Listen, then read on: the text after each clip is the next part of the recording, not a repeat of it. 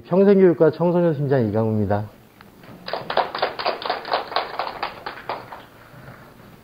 그동안 아마 굉장히 고급진 강의를 들으셨다고 얘기를 들었어요. 근데 오늘은 좀 우리 동네 얘기를 좀 해볼까 합니다.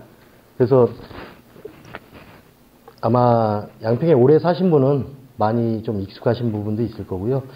혹시라도 양평에서 잘 이제 오래 안 사신 선생님께서는 좀 잘 모르는 쪽도 있을 텐데요. 보시면은 이제 가벼운 얘기부터 좀 먼저 시작을 할게요. 여기 다 어딘지 아시겠나요? 예. 여기 이제 백운봉이고 용문산 정상이 되겠고요. 여기가 이제 옥천면 쪽이 되죠. 여기서 특히 보면 이제 백운봉이라는 게 우리 쪽에서는 지금은 그냥 하나의 봉우리인데 옛날에 양평 쪽을 부를 때 양평이란 말을 백운봉이라는 말로도 많이 불렀어요. 그래서 한자 그대로 뭐 하얀 구름이 많이 끼고 그다음 눈이 많이 있다는 얘기가 들었는데 우리 지역에는 또 다른 백운봉을 또 다른 부르는 말이 있어요. 예. 백운봉이라고도 부르고 백금봉이라고도 부르는데요. 우리 양평이 지금 남한강, 북한강을 다 끼고 있어갖고 굉장히 물이 풍부한 지역으로 알려졌는데 물이 풍부한 지역은 아니고요. 전원주택 사시는 선생님 대공, 소공 이렇게 파실 때 보면은 오히려 양평이 물이 좀 많이 없는 지역이에요. 그래서 옛날부터 물이 없다 보니까는 우리 쪽에서는 이제 홍수에 관련된 설화가 있어요. 그래서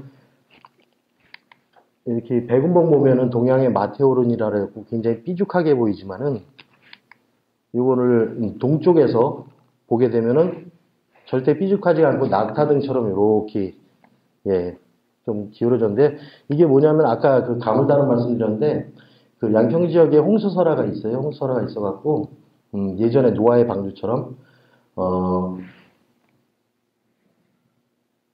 지평 쪽에 가면 뱀이산이 있습니다. 지금 망미산이라고 하는 뱀이산이 있고요. 그 다음에 옥천 쪽에 가면 배너미 고개라는 게 있습니다. 그 배너미 고개 아래가 이제 선어치, 어비산, 어비계곡 이렇게 부르는 건데요.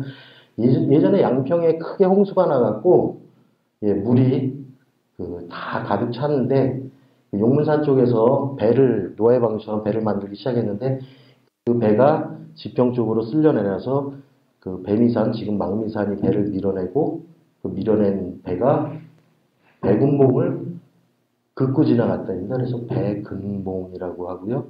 그게 이제 배너미 고개 옥천면 쪽으로 넘어갔다는 얘기가 있는데요.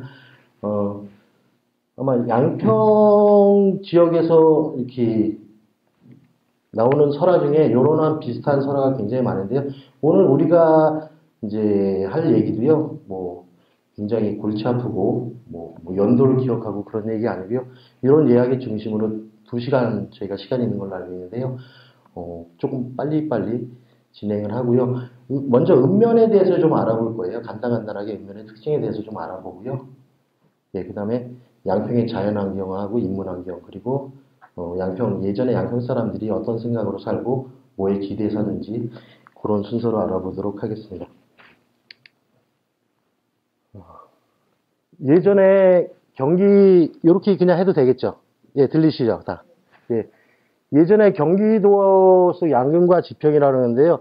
양평이 예전에는 하나의 시군이 아니고 2개로 나눠졌다는 건 아마 대체로 다 알고 계실 것 같아요. 그래서 양근 지방하고 지평 지방이 2군데가 이제 하나로 1908년도에 합쳐지게 되면서 굉장히 커다란 시군이 탄생하게 되는데요. 여기가 서울이라고 보면은 이쪽에 북한강이 내려오고 남한강이 내려가는 쪽에서 양근 그리고 지평, 이게 2개가 합쳐져서 현재 양평이 되죠.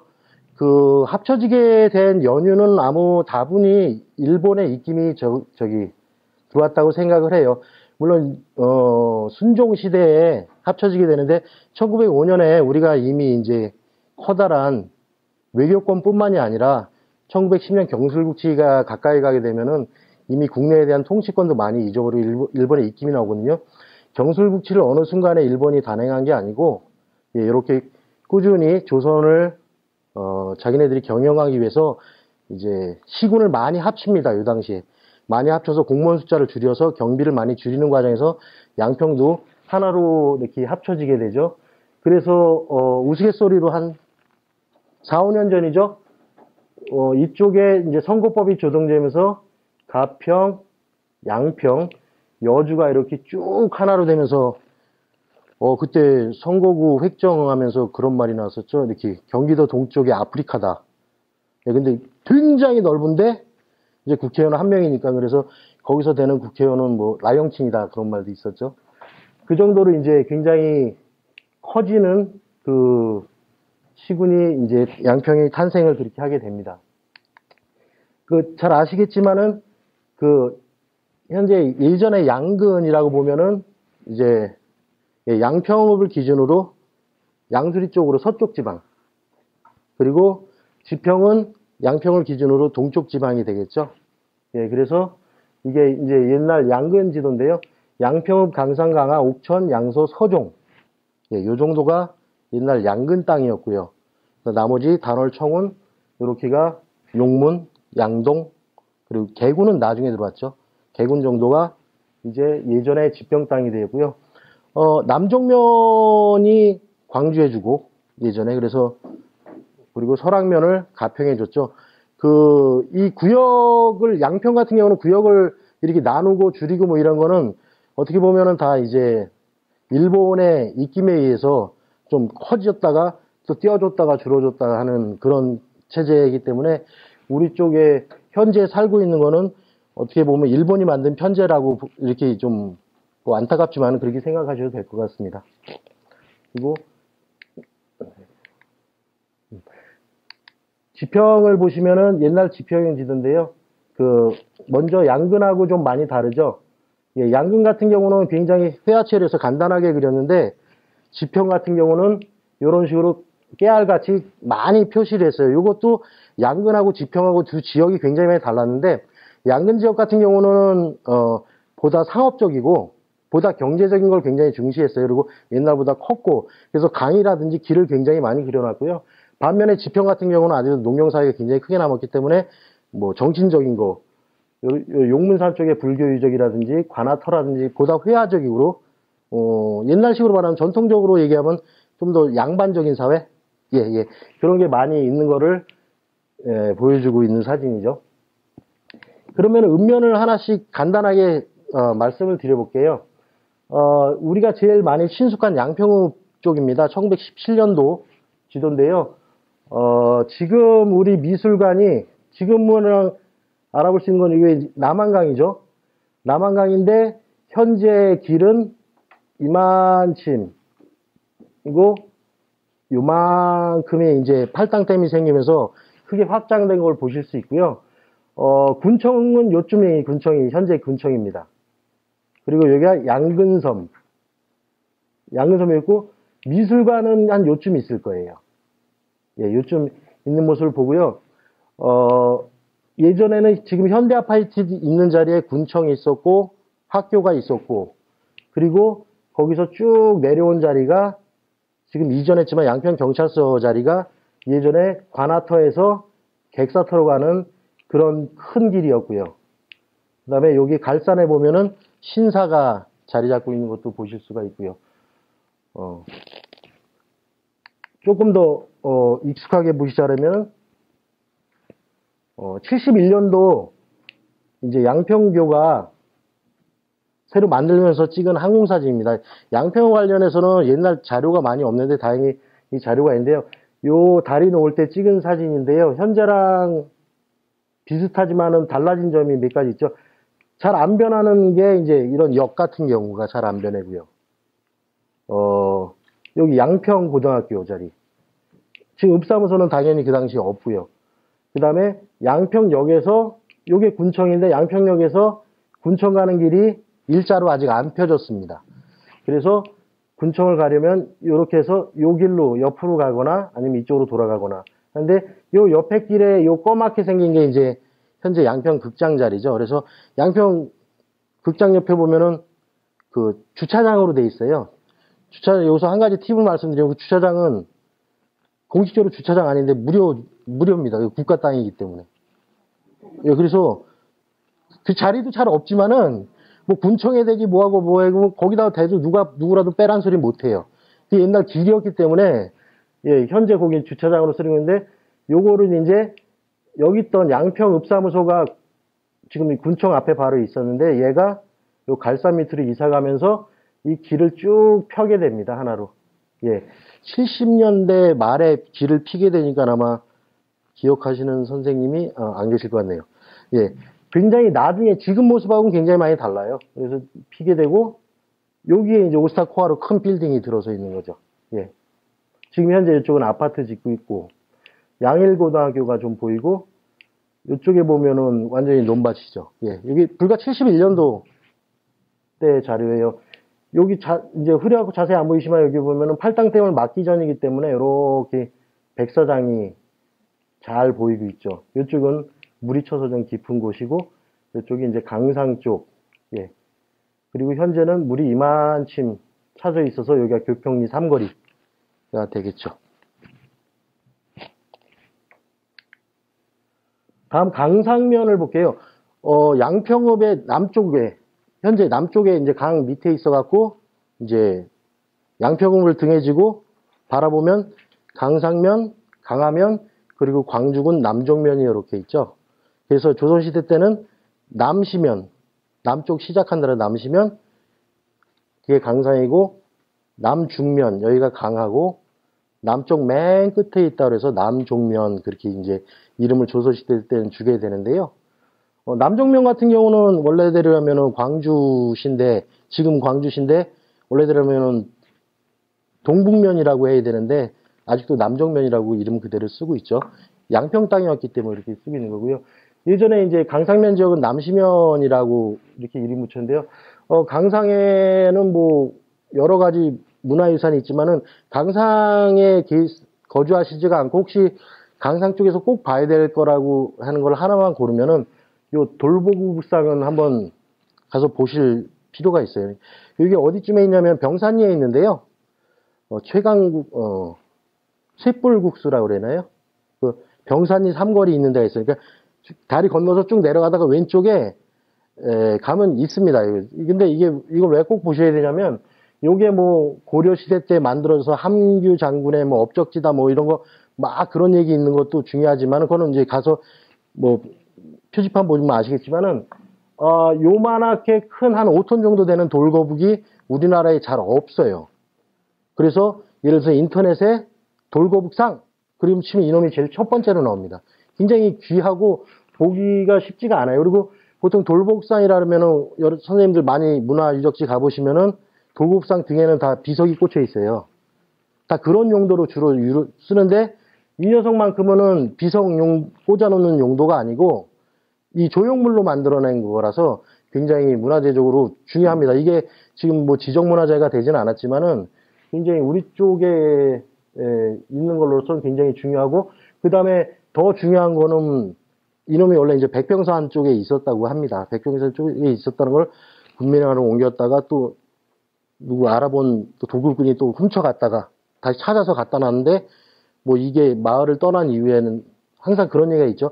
마을 떠난 이후에 마을에 흉흉한 일이 많아서 군민회관에 있던 거를 한참 세워놨던 거를 다시 이제 병산이 쪽으로 갖다 옮겨놨는데 지금 요 옆 현재 가보시면 왼쪽에는 성물 가게가 있고 뭐 길가에 있어요. 길가인데 아마 장기적으로는 아마 지역에서 요거는 뭐 그쪽에 정근 옹주묘도 있고 그러지만은 아마 마을에서 어떻게 다른 식으로 나중에라도 현양 사업이 할 필요가 있는 문화재라고 봅니다. 다음 바로 아까 말씀드린 그 옛날 남중면 강화면으로 이제 가보면요. 강화면의 성덕리에 가면은 고창제라는 그런 제의식이 있어요. 예전에는 매년마다 했다는데 이제 요즘에는 2년에 한 번씩 하는데 여기 보면 국수당이라고 부르는 이런 어떤 제의시설이 마을 제의시설이 있고요. 그 국수당 안에 보면 이렇게 쇠류된 말과 흙으로 빚은 말을 이렇게 많이 했어서 이제 산제자를 지냈다고 하는데요. 강화 고창제의 특징이 뭐냐면은 보통 고창제란 말은 바닷가에서 많이 쓰는 말이에요. 바닷가 강화, 외퍼리 고창, 굿, 뭐 이런 식으로 고창이란 말이 바닷가에서 많이 쓰는데 특이하게 이제 우리 양평 같은 경우는 내륙에서 쓰고 있기 때문에 이거에 대해서 이제 연구 결과가 있는데, 양평의 자연 환경적인 거랑 굉장히 밀접한 관계가 있습니다. 여기 강화면이라고 하면은, 운심리 지역에 강화 면사무소가 있는데, 운심리 지역이 이따가 이제 말씀드리겠지만은 굉장히 수로와 관련돼 있고, 큰 수로가 있고, 조선시대 이제 수운하고 관련된 길이 있어갖고, 예전에는 물건을 대량 운송할 경우에는 배가 굉장히 합리적인 교통수단이었기 때문에,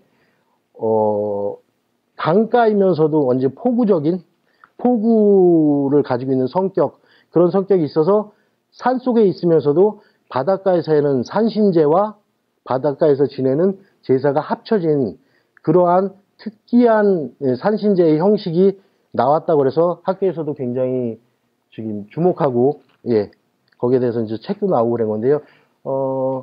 홀수년도 2월 달에 제사를 지내요. 2월 초에 제사를 지내는데요. 나중에라도 한번 가시면은 뭐 이렇게 국수 같은 거 공짜로 줘요. 추운 날. 예, 성덕리에요. 강화면 선덕리. 성덕 사리에 가면요. 있습니다. 예. 그래서 하시면은 그 제사하는 것도 좀 보시고, 이거에 대해서 설명도 좀 들으시려면 굉장히 좋을 것 같습니다. 강을 건너가 보면은 이제 양서면 지역으로 한번 가볼게요. 혹시 양서면에서 오신 선생님 계세요? 아무도 안 계시나요? 그 양서면 같은 경우가 일본 사람들이, 우리 면제를 개편하면서 이제 면 두 개를 하나로 통폐합해서 만든 건데요. 이제 양서 같은 경우는 복포리 지역, 현재 복포리 지역이 서시면, 복포리 국수리 지역이 서시면, 서쪽의 시작이라서 서시면, 남쪽의 시작이라서 남시면, 그런 식으로 서시면이었고, 지금 현재 양수리 지역이 서중면이었는데요.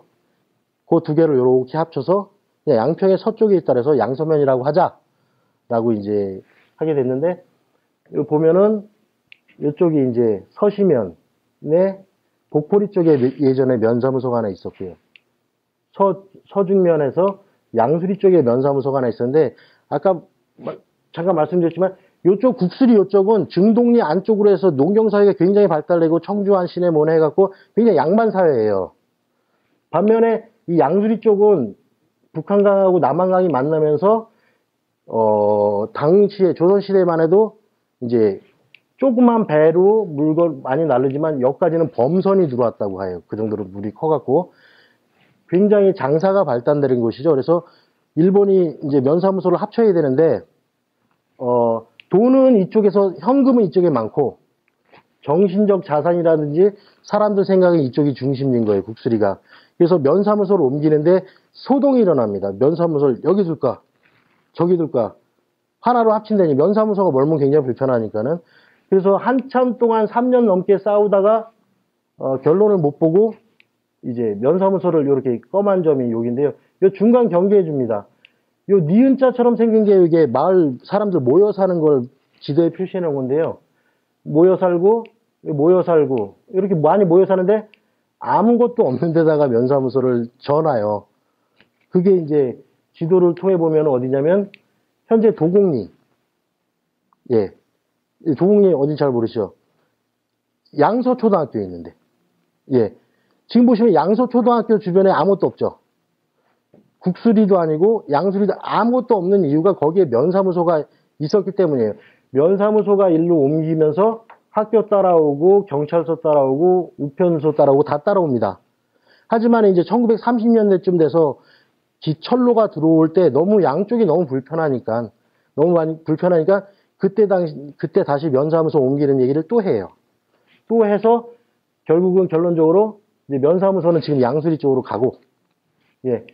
뭐 경찰서도 가고 우편소도 가고, 하지만 국수리는 너무 불편하잖아요. 그러니까 국수에는 출장소를 두고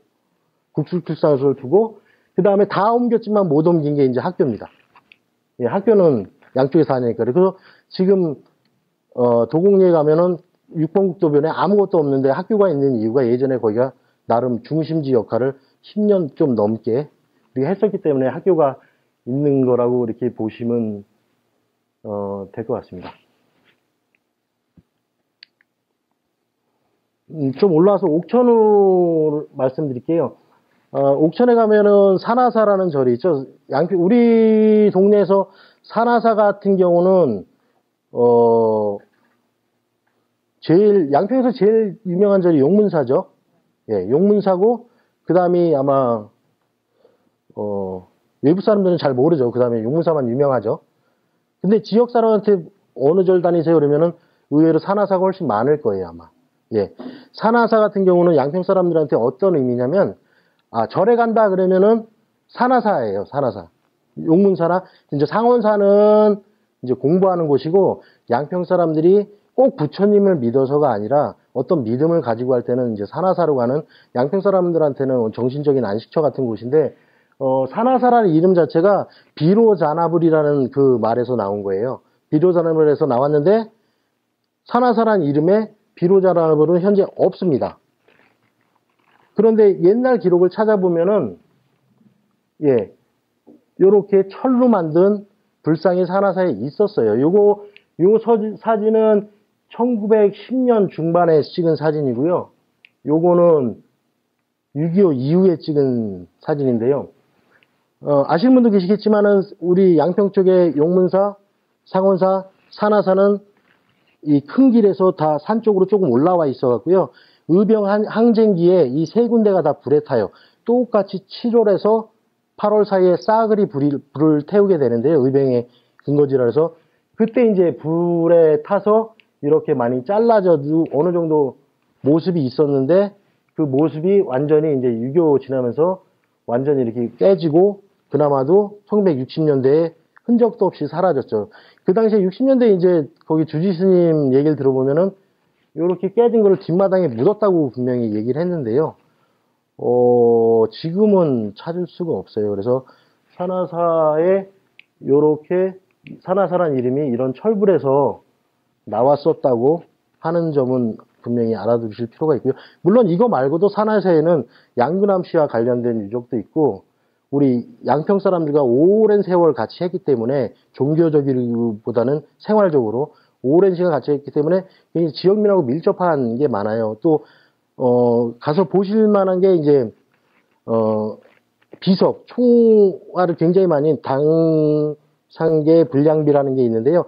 조선시대 같은 경우는 잘 아시겠지만은 숭유역불을 이제 모토로 삼은 건데, 산하사만큼은 산하사가 좀 어려워지면은 그 지역에 사는 유림들이 돈을 모아서 산하사를 잘 운영할 수 있도록 돈을 내고 계의를 만드는 그런 비석도 있기 때문에, 산하사 같은 경우는 양평 사람들에게 정신적인 안식처, 그런 의미가 있는 곳입니다.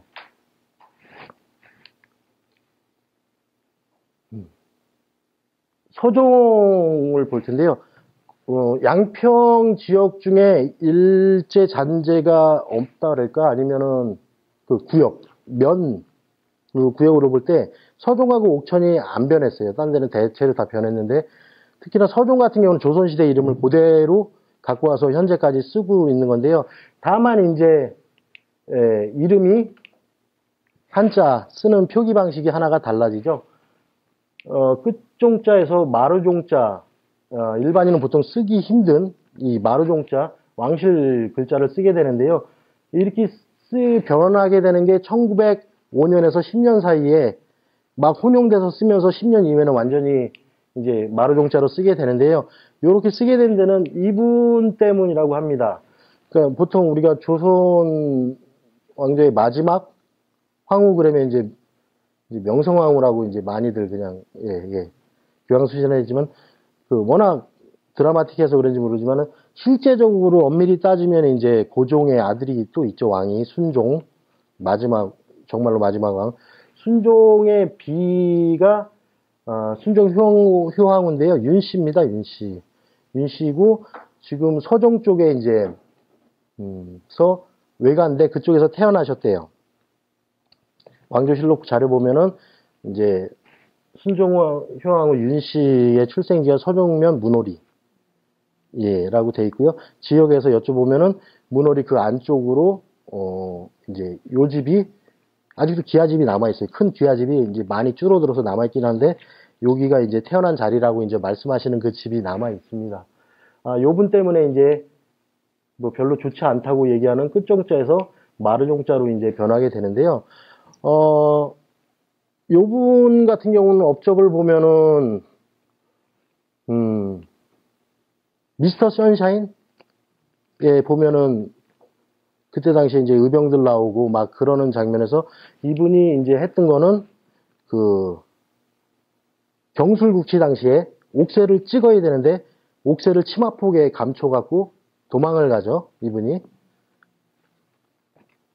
잠깐이라도 그걸 늦추려고. 이분이 13세에 이제 황후가 됐는데 그때가 20살 되기 전이에요. 이제 자기 지아비인 순종하고는 20살 이상 차이가 나고 그랬는데 굉장히 어린 나이였는데 어린 나이에 그래도 나라를 생각하면 기특하죠. 그래서 감췄다가 결국은 뺏기게 되지만은 어쨌든 그런 이제 나라가 넘어가는 걸 좀 막으려고 하셨던 게 있고 그리고 그 이후에도 이제 좀 이분은 순종이 1920년대에 돌아가시는데 이분은 한참 살아요. 그렇게 해방 후도 살아요. 그래서 1966년에 이제 낙선제에서 돌아가시는데 그러면서 마지막 이제 황실이 맥이 거의 끊겼다고 이제 얘기하시는 분인데 그 사이에 이분은 영어도 배우고 스님으로 귀의도 하고 뭐 여러 가지 인생의 굴곡을 다 이제 겪으신 그런 분이죠. 그래서 이제 우리 군에서는 마지막 황후잖아요, 정말로. 그래서 현양 사업을 이제 왜 안 하냐, 선영 쪽 지역에서도 이제 그런 말씀도 하고 이제 많이 올라오는데, 요거는 주민들하고 같이 얘기가 좀 필요해야 될 부분이 뭐냐면, 아까 이분이 옥새를 치마폭에 감췄다 그랬잖아요. 그 치마폭에 감춘 그 옥새를 뺏어간 사람이 이분 큰아버지세요. 예. 이분 아버지하고 이분 큰아버지는 우리가 말하는 뭐 이완용, 송병준 해갖고 을사오정 뭐 5명 뽑고 뭐 실파 5명 뽑잖아요. 5명 뽑고 나서 6번째, 7번째가 이 사람 아버지하고 이 사람 친일파예요. 그러니까 어떻게 보면 현황 사업을 하게 되면은 이 얘기보다 그 뒷얘기가 더 재밌는 거 있잖아요. 왜? 야, 너 혹시 그거 아냐 하면서 하는.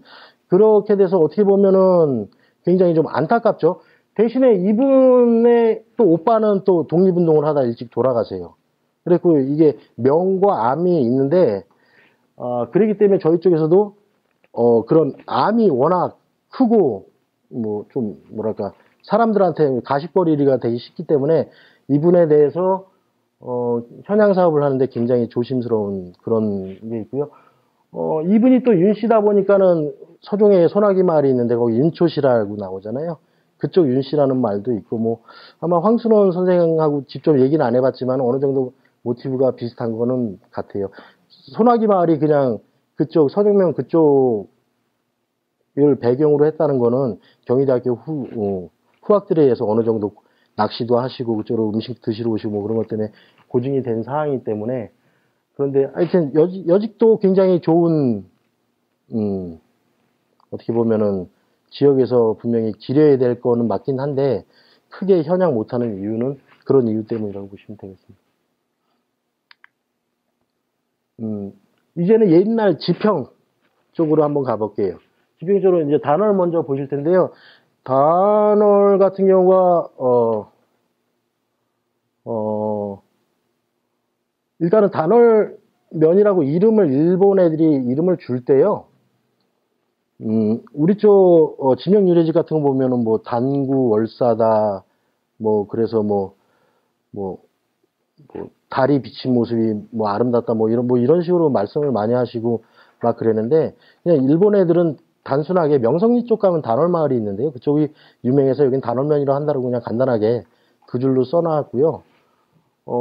지금 단월이 굉장히 궁벽하지만은 의외로 단월 같은 경우는 일찍 개발된 곳입니다. 그러니까는 신장로라고 불러죠. 일제시대 때 길을 새로 내면은 1930년대 되면은 철로가 어느 정도 보이면서 이제는 중일전쟁을 시작한 일본이 인산물이라든지 우리나라 자원을 마구잡이로 이제 뽑아내기 시작해요.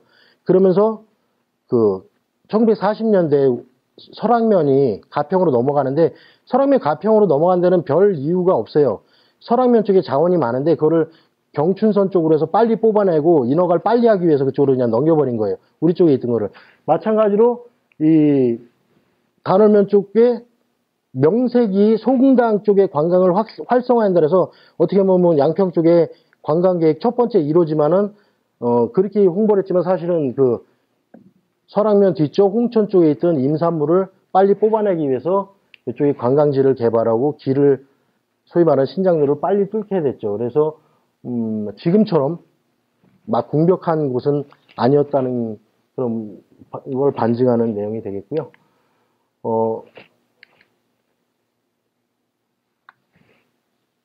지금 저기 면을 요렇게 돌고 있어요. 그죠? 네, 이게 다 어딘지 이렇게 가늠되시죠? 혹시 모르시면은 말씀을 해주세요. 제가 좀 더 설명을 드릴게요. 네.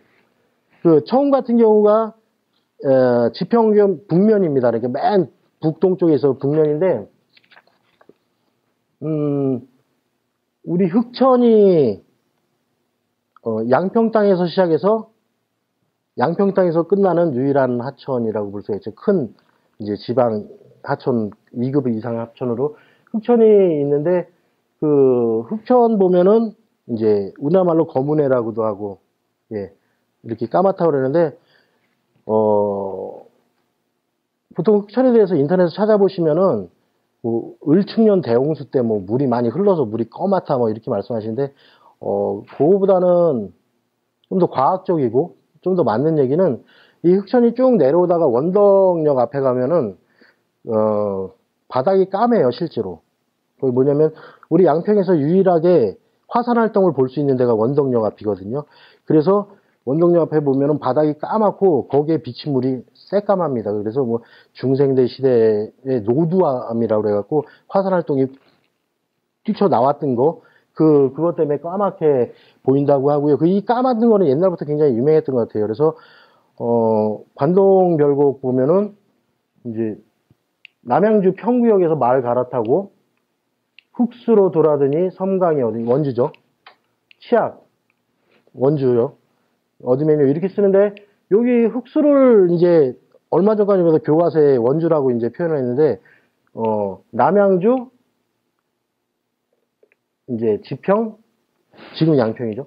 옛날 지평 그 다음에 섬강 치악 이렇게 거리가 딱 맞죠. 어느 정도. 그래서 흑수는 분명히 이제 양평 땅인 거죠. 그래서 이게 이제 청운에서 발원해서 우리 쪽 수도사업소 있는 쪽으로 회원리 쪽으로 해서 빠져나가는 그런 물이 되고 그 원동역에 가면은 새로 다리 났잖아요. 개군에서 개군항 원동. 그거 자세히 보시면은 다리발이 이렇게 가다가 하나가 좀 긴 게 있어요. 자세히 보시면은 그거 이 바위 안 깰라고 나름 이렇게 다리발을 좀 길게 세운 게 있습니다. 그리고 거기 가면은 조그맣게 표지판도 세워졌으니까 양평에서 유일하게 이제 화산 활동 볼 수 있는 그런 곳이 되겠습니다.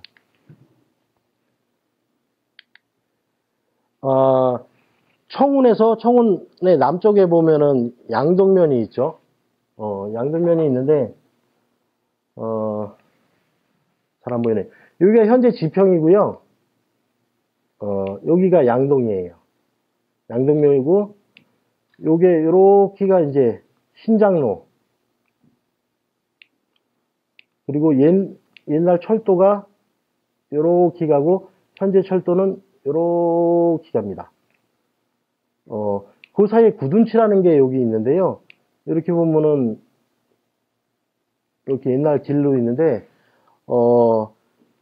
조선시대 때 길을 표현하는 게요. 가장 중요한 길이 일로입니다. 이제 가장 중요한 길은 조선시대 가장 중요한 길은 당연하게 중국 가는 길. 의주로, 일로. 거기서부터 이제 시계 방향으로 쭉 돌아요. 2로, 함흥 가는 길. 근데 3로 강원도 가는 길이 이제 요 평해대로입니다. 그래서 아까 관동별곡 얘기했다시피 이제 관동대로라고 그런 별칭이 있는 길인데요. 동대문 밖을 나와서 이제 강원도 가는 길. 지금 6번 국도랑 길이 굉장히 좀 비슷해요. 일본이 어차피 새로 길을 뚫은 게 아니라 조선시대 길을 따라서 신장로를 냈기 때문에 6번 국도랑 크게 물론 군데군데 이제 마을이 생기면은 좀 달라지긴 했지만은 6번 국도랑 비슷하게 가는 길인데 거기 이제 구둔치라는 고개가 있는데요. 구둔치는 요즘 그둔역하고 하면서 좀 뭐랄까 걷기 좋은 옛길로 이제 아시는 분은 굉장히 잘 아시는 길인데 구둔치를 아마 인터넷에 치시면은 한자로 9구자를 쓰고 그 다음에 주둔할 둔자를 쓰거든요. 그래서 임진왜란 때 9개 부대가 둔을 쳤다 그래서 뭐 구둔치라 했는데 그렇게 얘기하는데 그건 아니고요. 뭐 그럴 수도 있겠지만 그건 아니고 구둔치 같은 경우는 예전에 문헌을 찾아보면은 구질, 구존 이런 식으로 표기가 되고요.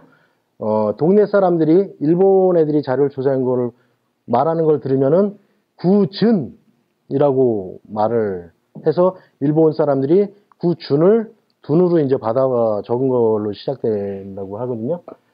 그 둔자가 한 90%가 둔자로 읽히고요. 한 10% 정도가 준자로도 읽힙니다. 구준.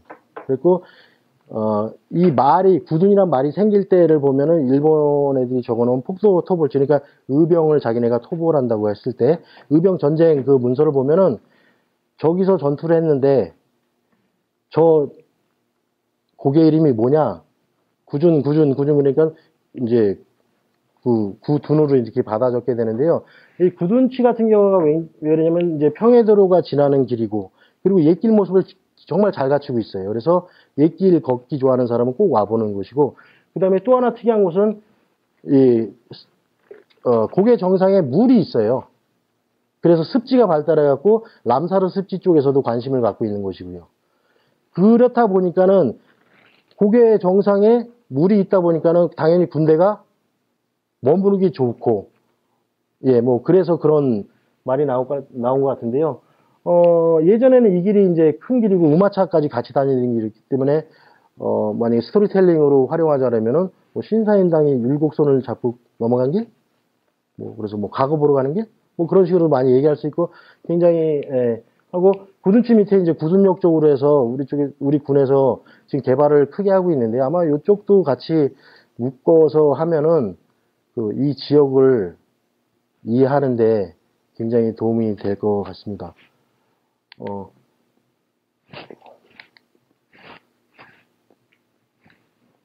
양동에서 서쪽으로 고개를 넘어오면은 아까 말씀드린 대로 이제 지평이 있는데요. 지평은 예전에 읍지였기 때문에 굉장히 많은 이야기가 있어. 너무너무 많은 이야기가 있는데 한번 지금 얘기를 드려볼게요. 그 많은 얘기를 다 드릴 수는 없으니까는 지금 보면은 이제 용문에서 이렇게 이제 지평 쪽으로 넘어가는 길에 보면은 이렇게 크게 그릇고갯길이라고 이렇게 돼 있어요. 그릇고갯길이라고 돼 있어서 지평 넘어가는 요렇게 여기가 지평인데요. 요렇게 용문에서 넘어가는 요게 이제 흑천이고 요게 다분리인데 요 고개를 그릇고개라고 이렇게 불러요. 그 그릇고개라고 부른 이유는 그 지역 사람들한테 물어보면 요 고개 용문에서 물을 건너서 여기 넘기 전에 옹기점이 있었다. 그래서 그릇고개라고 이제 이렇게 부르신다고 얘기를 했는데 좀 옛날 얘기랑은 좀 달라요. 안타깝지만은 보시면은 여기가 이제 이쪽이 지평인데 옛날에 회화식이라서 지금은 좀 달라요. 지평이고 이쪽이 용문 쪽이고 이쪽이 이제 양근 가는 길인데 요걸 보시면은 문래현이라고 돼 있어요. 그러니까는 그릇고개가 아니고 그릇고개를 또 우리 현지민은 그루고개라고도 많이 불러요. 그루고개, 그럴고개예요, 그럴고개. 그러니까는 아까 말씀드린 대로 이게 양동에서 넘어온 평해로를 타고 사람들이 과거를 보러 가서 소위 말하는 먹물들이 많이 오는 서울을 가려다 보니 그래서 그럴고개죠. 배운 사람들이 문사들이 많이 넘어오는 고개라고 하죠. 그래서 그 사람들이 넘어와서 하룻밤 자는 곳이 먹물들이 많다, 배운 사람들이 많다 그래서 다문이죠, 거기가. 다문이에서 자고 나면은 서울까지 하루길입니다. 동대문 바리까지 거기까지 하루길이고 그 다음에 양수리에 오면은 거기서 범선을 타고 마포나루길은 반나절이 안 걸려요. 그렇기 때문에 이쪽에서 이제 과거보로 오는 선비들이 굉장히 많이 넘어온다는 길인데, 좀, 그릇고개랑은 좀 많이 다르죠. 예, 예. 그릇고개가 훨씬 좋죠. 예, 예. 그 6번 국도 타고 청운에서 저 횡성, 풍성고개 넘다 보면은 요 비슷한 게 거기는 이름이 이제 도덕고개예요. 도덕고개. 그러니까 이 지명이 왜 중요하냐면 도덕고개라고 부르는데 뭐 도덕고개 그러면은 뭐 굉장히 뭐 예의 바른 사람이 많이 사나? 라고 생각할 수 있지만은 반대입니다. 예의가 바르지 않으니까 이름을 도덕고개라고 붙이는 거예요. 예. 근데 그걸 모르고 이름을 그렇게 붙이는데 그 원래 도덕고개가 아니고 원래 이름은 도둑고개예요. 그걸 누가 붙인 게 아니고 그렇게 부른 거예요. 왜냐면 그 이름이 왜 중요하냐면 옛날 청운에는 우시장이 굉장히 크게 섰습니다. 그래서 홍천 사람, 횡성 사람 뭐 다 그 와서 소를 파는데 소를 끌고 와서 소를 팔고 돈을 지고 고개를 넘어서 집을 가다 보면 뭐 당연히 꼬이겠죠. 도둑들이. 그래서 그 고개에서 많이 도둑질 뭐 강도를 많이 당했다 그래서 도둑고개인데 이 도덕고개로 갑자기 뭐 동네 사람이 기분이 나쁜지 이름을 바꾸니까는 이제 일반 사람들은 예의범절이 있나 보다 생각하지만 저 같은 사람은 이 동네 되게 뭐 쌍놈들만 모여 살았었나 보다. 도덕적인 걸 굉장히 강조하는 거 그렇게 생각하거든요. 그리고 좀 이름이 좀 안타깝게 많이 변하는 게 많거든요. 뭐 비슷한 얘기로 우리나라에서 제일 예전에 많았던 지명 중에 하나가 도곡리입니다. 도곡리. 예, 도곡리. 얼마나 예의범절이 없으면 동네 이름이라도 도곡리. 양평에만 해도 도곡리가 벌써 2개잖아요. 양수도곡리도 있고 양평도곡리도 있고. 그래서 이쪽도 아마 요 이름을 생각을 하면은 그 양평 옛날 이렇게 모습이 어느 정도 그려지실 거라고 생각을 합니다. 용문 얘기인데요. 요게 이제 1940년대 거예요. 일본 애들이 일제감정기가 지나고 대정 데모크라시가 대공황이 지나면고 이제 중일전쟁이 벌어지는 그 시점에서 일본 아이들이 우리나라 수영여행을 굉장히 많이 와요. 그리고 여행이라는 개념이 생겨요. 그 당시에. 왜 일본 애들이 우리나라 쪽으로 수학여행 오는 거는 딱 하나예요. 이제 앞으로 너희들이 여기 다스릴 땅 학생 때 미리 와서 봐라. 수학여행이 생기고 여행이 활성화되다 보니까는 뭐냐면은 지도가 예전엔 컸었는데 이제 지도를 작게 포켓용으로 만들어요. 근데 우리도 그렇지만은 옛날에 더 심했던 게 뭐냐면 우리도 지금 여행용 책 잡으면 막 벌써 2021년 책이 벌써 나와 있어요. 네, 왜냐면 최신판이 좋으니까 여행은. 그리고 40년대 포켓용 조그만 지도라고 하면은 요게 1937년 8년쯤에 나와요. 거기에 배포한 이제 철로죠. 철로를 이렇게 보면은 양평에서 출발해서 용문을 들려서 지평을 안 들리고 광탄이 굉장히 컸으니까 광탄으로 갔다가 그냥 양동으로 넘어가는 거죠. 6번국도 타고 그대로 가는 거예요. 네. 지평을 안 들리고 가죠. 철도라는 게 예전에는 철마라고 그래서 그 지역의 전기를 말살시킨다고 생각했죠. 전통 위교사회에서는. 그래서 가장 대표적인 곳이 경기도에 전철이나 철로가 유일하게 없는 곳, 계획조차 없는 유일한 곳이 안성입니다. 굉장히 큰 도시인데 지금 별로 안 크죠. 조선시대 때는 엄청나게 큰 도시인데 경부선 철로가 들어갈 때 철마가 지역에 뭐 해친다 그래서 지역 기운을 해친다 그래서 발로 밀어내서 이렇게 철로가 이렇게 평택으로 넘어가죠. 그래서 지금 다 평택으로 마트 다니죠. 평택에 다 큰 게 다 있으니까는 산에 많고 대전도 마찬가지예요. 공주에서 밀어내고 청주에서 밀어내니까 대전으로 지나가는 거죠. 경부선 철도가 서로 밀어내서. 근데 요때만 해도 이제 1930년대 그러니까는 이제 생각이 이제 철도의 맛을 봤다 그럴까요? 신문물의 맛을 봤다 그럴까요? 그러니까 철도가 우리나라 사람들 삶에 미친 영향이 지금처럼 어떤 단순한 신기기가 하나가 나온 게 아니고요. 생활을 전반적으로 바뀌는 게 뭐냐면 철도가 생기기 전과 후는 어떻게 다르냐면 이따가 봅시다. 그러면 뭐 점심 먹고 조금 있다가 뭐 아니면 해가 어느 정도 떴을 때 이렇게 말하던 게 철도가 나오면서 시간 개념이 생겨요. 우리나라 사람들 머릿속에. 왜냐면 시간을 안 맞추면 이 기차를 놓치기 때문에. 그래서 이제 시간이 굉장히 중요하게 되는데 그게 철도의 역할인데 마찬가지로 여기서도 이제 30년대쯤 되면 이제 철도가 되게 좋다는 걸 알게 되거든요. 그래서 이게 결국은 근데 지금 철도는 이렇게 광탄을 안 들리고 이제 지평으로 놓이게 되는데 이거를 이제 누가 바꿨는지는 자세히 모르겠어요. 누가 이렇게 확 끌어내렸는지 철도를. 근데 이제 지평분들 중에 이제 하시는 말이 요때 1930년대 그 지평 출신의 어떤 분이 그 관동군 대좌로 있었대요. 관동군이라면 일본군 최정예 부대거든요. 그분이 확 끌어내렸다고. 그래서 이제 지평으로 이제 기차가 지나갔다고 말씀을 하시는데 그거는 뭐 확인은 안 되는 얘기지만 어쨌든 요렇게 용문으로 거의 다 확정된 노선을 누군가가 분명히 바꾼 거는 사실인 것 같습니다. 마지막으로 이제 개군의 이제 양평 해장국인데요. 우리 군에서도 개군 해장국 막 이건 뭐 LA도 있대잖아요. 막 미국에도 막 지점이 있고 뭐 양평 어디인지 몰라도 양평 해장국 가서 먹어본 그런 사람들이 많고 진짜 우리 지역 애들이 어디 낯선 도시에 가서 발견하면 양평을 어디 가서 봐요. 낯선 도시에서 양평 해장국 있다고 되게 반가워하는 그런 브랜드인데 그 정도 되면은 우리 군에서도 뭘 굉장히 막 뭐 하다 보면 요즘 그런 거 잘하잖아요. 뭐 하나 잘 되면은 테마파크도 만들고 무슨 박물관도 만들고 그래야 되는데 요 놈도 못하는 이유가 요 놈 본점이 저 신내에 있다 그러죠. 예. 그죠 신내. 근데 거기 공식 명칭 개군 그 공식 명칭이 개군 서울 신내 해장국 뭐 이렇게 부르죠. 개군 서울 신내 해장국. 뭐가 많이 붙어요. 그냥 양평 아니면 양평 근데 서울자가 붙는데요.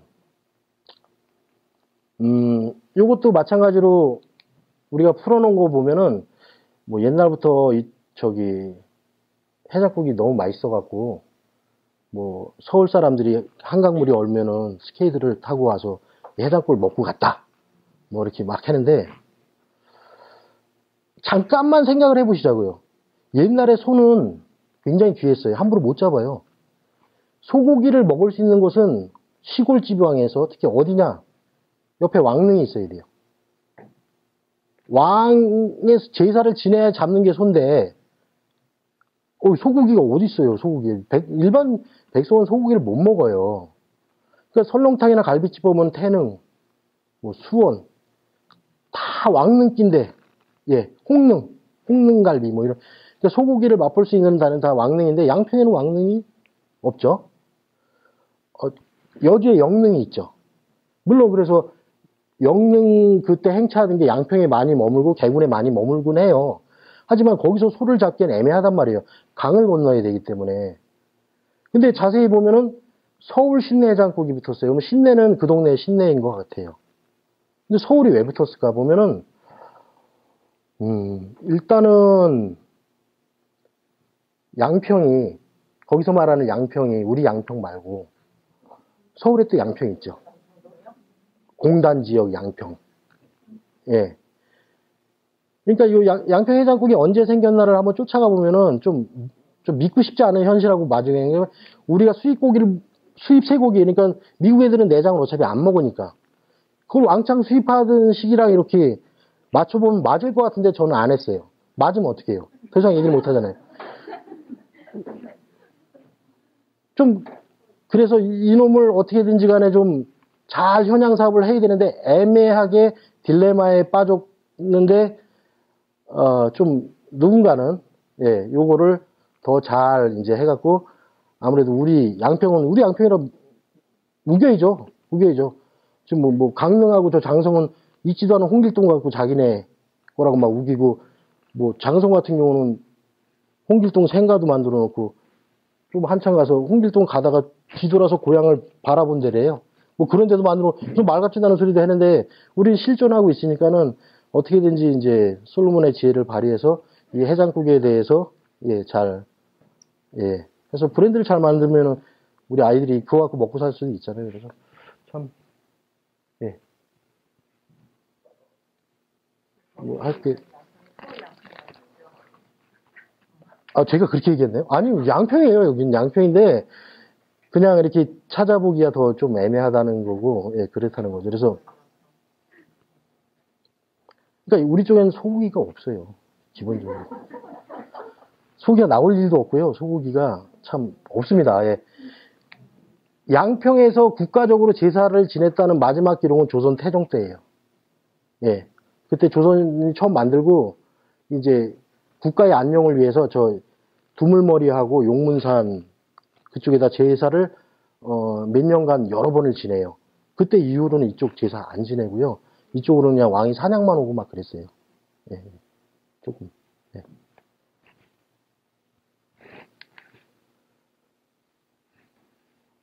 하나도 안 보여요. 그래서 이렇게 대체로 읍면을 살펴보셨는데요. 우리 읍면에는 더 깊이 얘기하면 우리 동네 얘기가 더 재밌는 게 더 많아요. 재밌는 거 많고, 그 다음에, 어떤 거를 결정할 때 조금 더 세심하게, 아까 그르고개라든지, 뭐 그런 식으로 옛날 우리 손으로 우리 거를 없애는 것도 좀 많이 있고, 그런데 읍면 중에 이제 좀 가슴 아프다랄까 그런 게 한 가지가 있는데, 지평에서 오신 선생님 계세요? 다 어디서 오셨어요? 아까 양소도 하나도 없고, 오빈이요? 오빈이요? 오빈 되게 좋은 동네입니다. 강화면이요. 네. 보뜰, 네. 보뜰이란 게 굉장히 많아요. 굉장히 많은 지명인데, 그, 농경사회다 보니까는 물이 필요하잖아요. 볼을 만들어야 되는 거예요, 볼을. 물을 가두는. 물을 가두고, 볼을 가두고 그 근처에 있는 뜰, 보뜰. 그리고 일제시대 때 굉장히 볼을 많이 만들어요. 그래서 굉장히 많아요. 앞마을, 뭐 이런 식으로.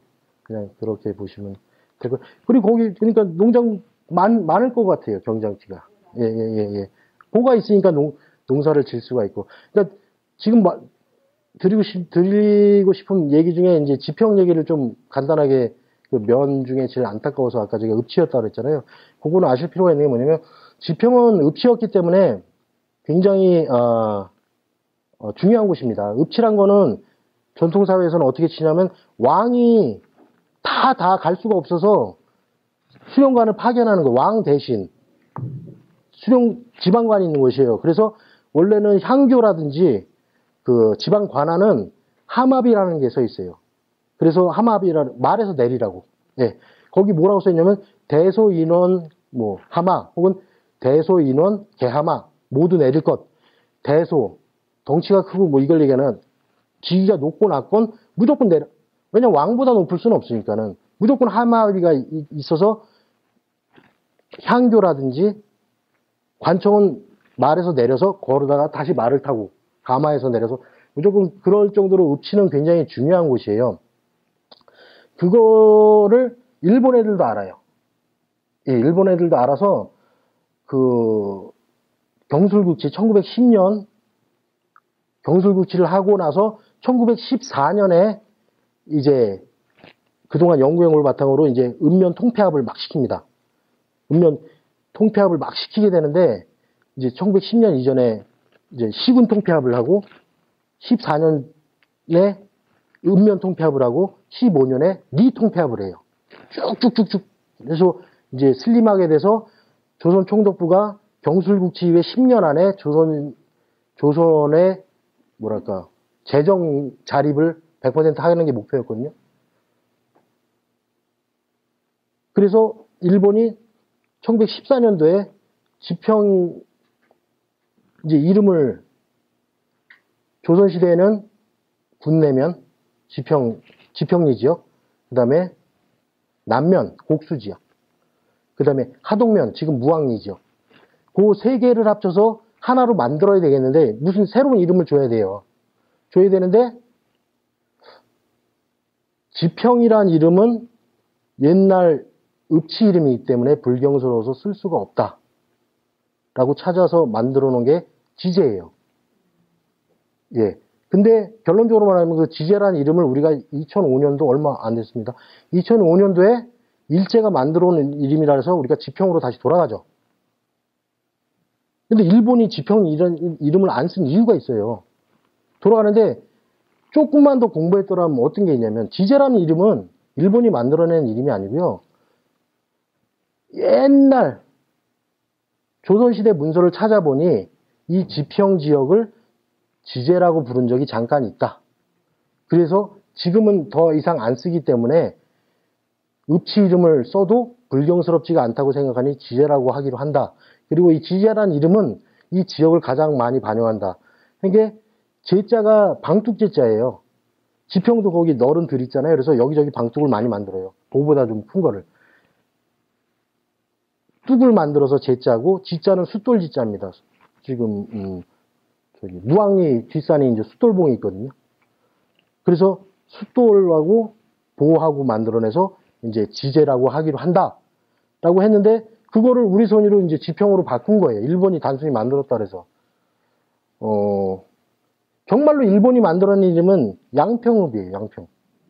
양평읍은 정말 일본이 만들었어요.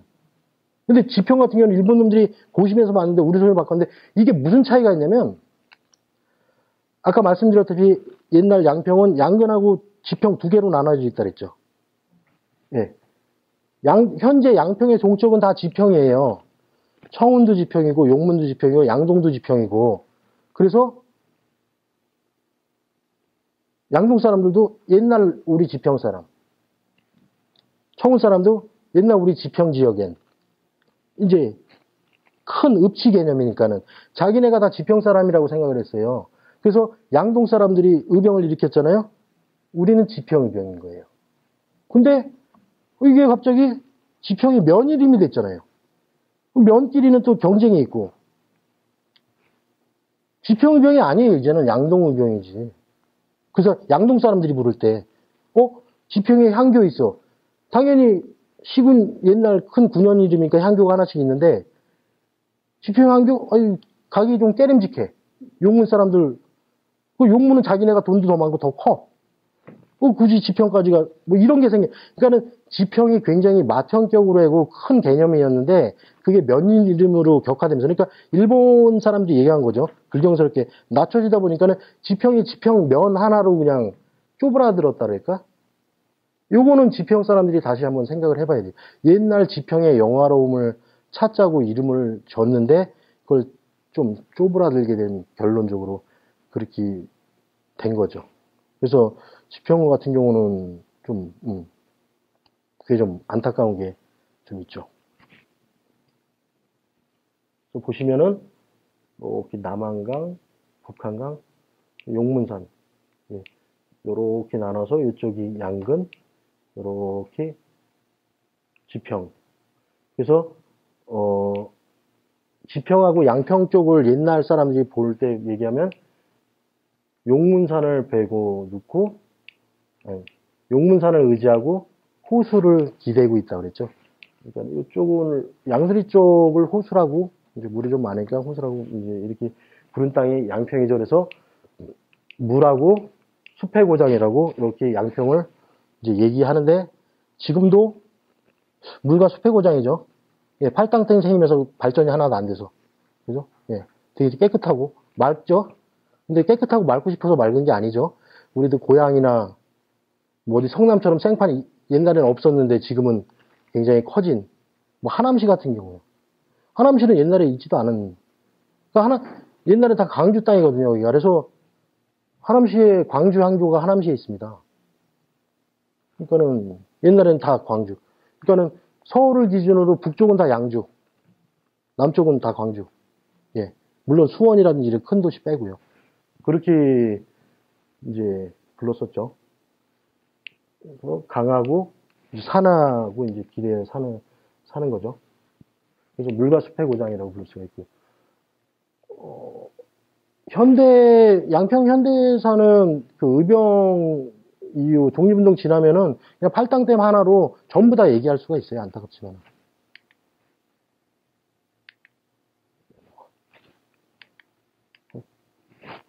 완전히.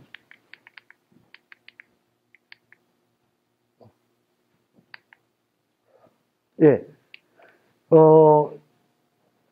양평의 자연환경적인 특징이 이제 10월에 엄물이 4월에 녹는다. 요거는 이제 많이 아실 거예요. 양평이 굉장히 추운 지역. 예. 그래서 이제 어르신들 생각하면 군대 생활 이쪽에서 많이 하시면 이제 소주가 얼어 터지고 막 그런다고 그러는데, 물론 옛날에도 많이 추웠어요. 옛날에도 많이 추웠고, 이쪽에 강이 있고, 이제 산지가 높다 보니까 많이 추웠는데, 팔당땡 생기면서 더 추워졌죠. 그리고, 양평 같은 경우가 우리나라 사람 사는 지역 최저 기온을 의외로 양평에 갖고 있어요. 남한 지역에서는. 예, 영하 32.6도인가 그럽니다.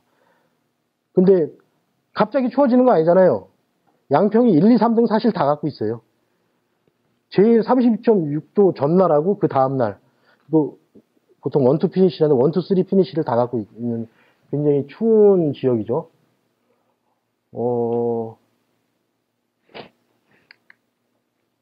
그리고 희망에 대한 메마름이 깊은 지역이다. 요거는 좀 현재로서는 얘기가 좀 조심스러운 건데, 조선시대 때부터 서울에 가까워서, 지금도 수도권에 가까워서 팔당댐에 막혔고, 조선시대에는 왕들이 이쪽으로 사냥을 오고 군사훈련을 많이 해서 백성들이 많이 핍박을 받았다는 거에 연속이었죠. 그 양평에 오래 사신 분들은 아마 기억하실지 모르지만, 요게 이제 남양주에서 쭉 여기 양수리 지역이고요. 쭉 올라가면은 이제 용담대교를 타게 되는데, 한 번은 그런 적이 있었죠. 용담대교 타기 직전에 있는 간판에 조심해서, 쉽게 얘기하면 조심해서 운전해라. 사고 나면은 물 들어진다. 목숨, 사람 목숨이 중요한 게 아니고, 수질보호에 앞장서는 게, 그러니까는 어떻게 보면 그런 게 되게 아름답지만은, 좀, 그래도 양평 사람들 먹고 살게 해주고 나서 이런 걸 만들어야 되는데, 조금 많이, 예, 그렇죠. 그래서, 근대화 시기라 그럴까요? 공업화 시기? 6, 70년대 지나면은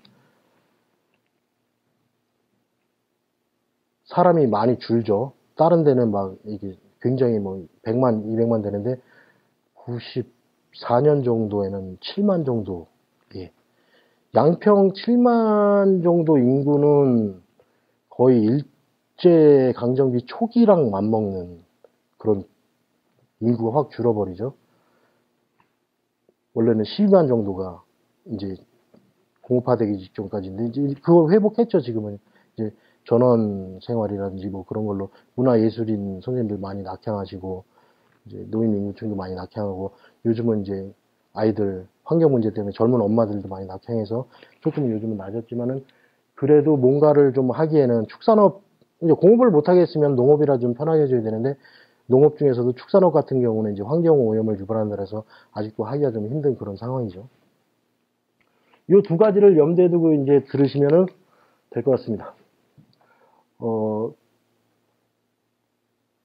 요렇게 보시면은 이제 양평 쪽에 대부분 간단하게 아마 정리가 될 거예요. 이제 역사 속의 양평이 어땠나, 양평다움을 보자면 이제 강을 끼고 있으니까 선사시대 때는 선사의 유적에 보이고라고 보시면 되고요. 삼국시대는 아무래도 서울하고 가까운 한강을 끼고 있다 보니까는 삼국시대 세 나라의 여기가 접경지라서 서로 뺏고 싶은 땅이었고, 고려시대 때는 물길을 위한 수운이 굉장히 발달돼서 나름 내륙 요충지 역할을 했고, 조선시대 때 같으면 이제 사회 경제적으로 발달하니까는 서울에 가까운 중앙을 진출하기 위한 어떤 잠깐 은거지? 뭐 그런 식으로 뭐 얘기할 수가 있고, 일제강점기는 독립운동의 정치적인 안점. 그러니까 이거는 화서 이학노 선생하고 연결되는 그런 거고요. 현대 시대는 역시나 그 지정학적 위치에 따라 못 벗어나죠. 지평이 전투라든지 용문산 전투, 그러니까 휴전선에서 멀지 않기 때문에 그런 걸로 이렇게 볼 수가 있고, 만약에 아까 말씀대로 7번을 쓰자면은 요즘 시대라고 해서 7번을 쓰면 팔당댐, 예, 아마 될 겁니다. 그래서 잠깐 보면은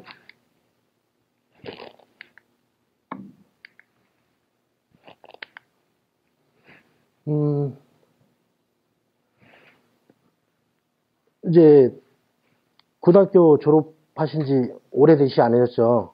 그러면은 옛날에 이제 사람들이 처음에 살기 시작한 곳은 이제 강가에서 빗살무늬 토기가 이렇게 삐죽하잖아요. 그죠? 그건 뭐 이런 평지에서 못 쓰잖아요. 그 모래에 쿡 박아놓고 썼다면서요. 근데 그것도 좀 이상하긴 해요. 그죠? 모래 좀 이상하긴 한데 어쨌든 간에 유물이 그렇게 나왔으니까는 고고학자들이 그렇게 얘기를 하고, 빗살무늬 토기에서 그 다음에 좀 살기가 괜찮아지고 이제 군락을 잃으면은 이제 강에서 조금씩 멀어져요. 그래서 이제 산 구릉지로 옮겨가고, 거기서 농경을 시작하고, 뭐 이렇게 마을을 생기고, 부족 국가가 뭐 이렇게 된다고. 그래서 쭉 인간이 발달한다고 하죠. 그래서 양평 같은 경우는 북한강, 남한강 두 개를 끼고 있기 때문에 양쪽이 다 선사 유적지라고 보시면 돼요. 아마 선생님들 중에 강변에 집을 새로 향후 10년 안에 지신 분 있으면은 집 그냥 못 지셨을 거예요. 뭐 하나 하셨을 거예요. 아마 문화재 보존 방안이란 걸 하셨을 거예요. 다른 집은 바로 군청에 신고하고 바로 졌는데, 우리 집은 군청에 신고하고 이상하게 뭐 한두 달 있다 졌을 거예요. 아마.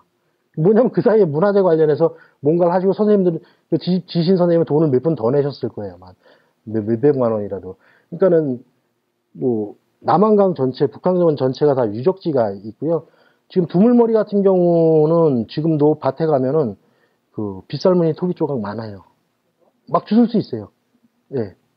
예.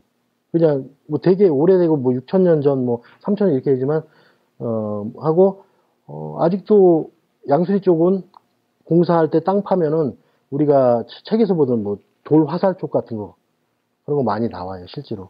예.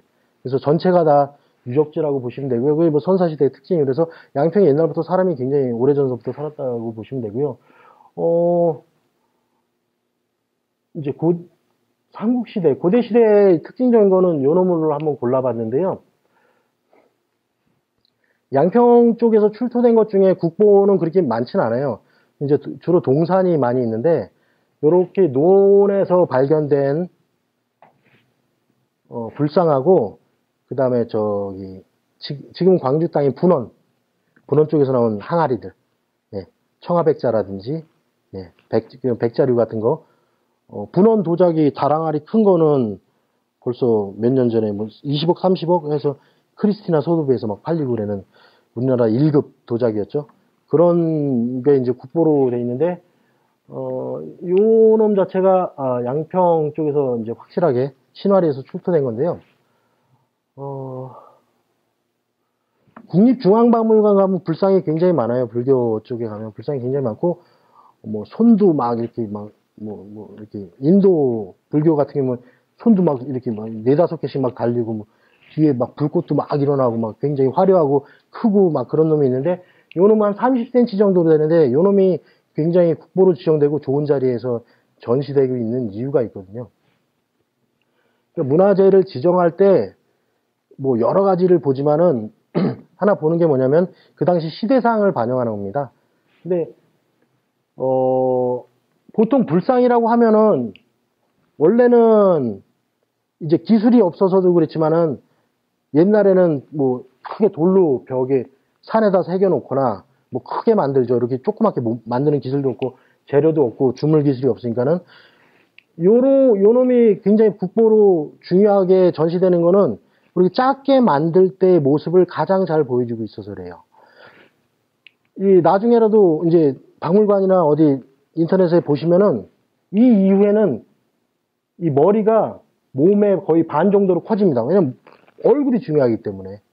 근데 요 놈은 얼굴이 작아요, 몸체에 비해서. 이게 뭐냐면은 그 전까지 요게 굉장히 이른 시기에 나온 건데 그 전까지는 큰 산에 이렇게 새겨진 불상들만 주로 보는 거예요. 그러니까 이 원근감에 의해서 요 밑에는 크고 위에는 작죠. 그거를 그대로 옮겨놓은 거예요. 예. 근데 나중 되면은 이 원근감을 무시하고 더 중요한 거를 확대하기 때문에 부처 얼굴이 커지고 온화한 미소. 그러니까 꼭 중요한 부분이 더 커지고 손도 커지고. 근데 이놈은 그 비율을 잘 말하는 거죠. 그래서 중국 수나라 때 뭐 영향을 받았다 뭐 그런 게 있는데 그거를 아주 잘 표현을 했죠. 그러니까는 얼핏 보면은 굉장히 이놈이 왜 국보일까 할 정도로 이렇게 조형미가 굉장히 뛰어난 건 아닌데 전문가들이 말하는 조형미는 굉장히 뛰어나서 삼국시대 최대 불상 이라고 말하는 국보죠. 중앙박물관에 가면은 전시돼 있습니다. 우리 친환경 농업박물관에도 전시돼 있습니다. 복제품이. 네. 근데 복제품도 요즘은 3D 스캐너 뜨기 때문에 똑같아요.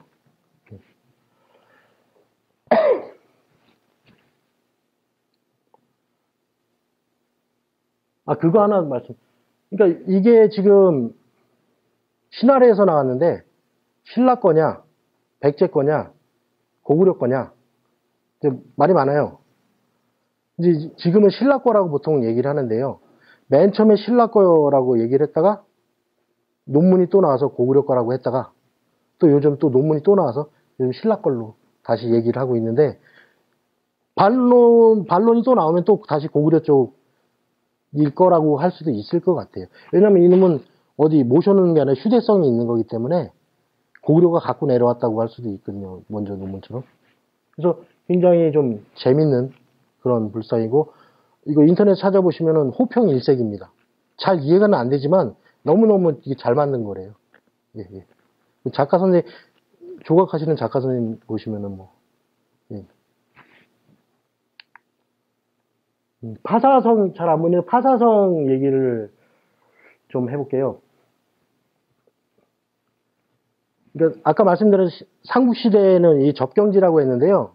접경지의 현상을 지금 가장 잘 보여줄 수 있는 게 우리 파사성이라고 볼 수가 있는데요. 신라 파사왕 때 만들어졌다는 말인데 그거는 이름이 같아서 좀 얘기하는 것 같고요. 보통 이제